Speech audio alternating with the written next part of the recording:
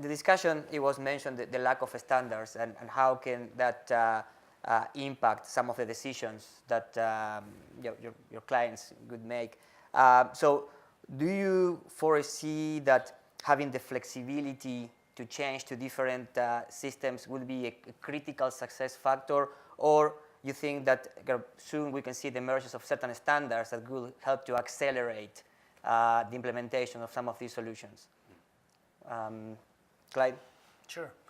Yeah, it's a little bit of both, but I would, in our industry where there's, banking, payments, connectivity, authentication into buildings and government access, standards are going to be critical, for mass adoption of at least, in some sense. But always before standards comes, this kind of stepping stone of new technology creations and solutions that are defined, from within, the companies that develop them.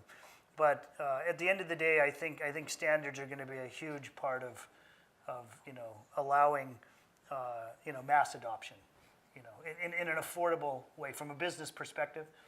But until then, I mean, there's going to be some great solutions and some great things. But when you look at mass adoption, like everything else, the computer industry, the cell phone industry, standards need to be in place in these solution type architectures. I see.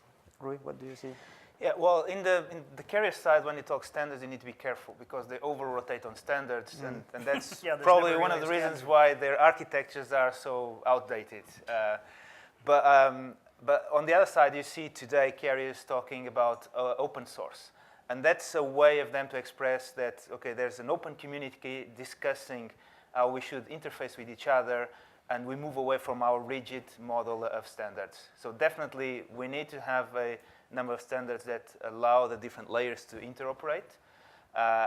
But we should be careful, and the carriers, I think, are being careful that we're not following the model of the telecoms industry with these under-the-old type of standards that tends to be very complex and lengthy. So there's a need for a speedy process. Right. So we need to focus on what is relevant in those standards and leave out what probably can be handled within a certain layer of technology. Yeah, once you get to the standard, the flexibility of changing the standard would be great. Exactly. Yeah. So for us, that's the word that we actually use is interoperability. And the faster that we can get components and software and services to use interoperable pieces and know how they work together, the better it is for our business because then we can sell more.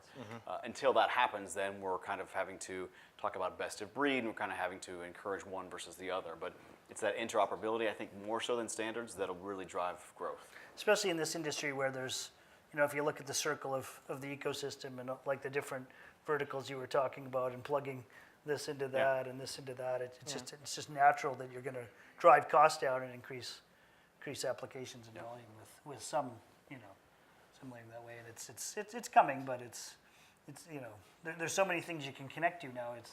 It's confusing.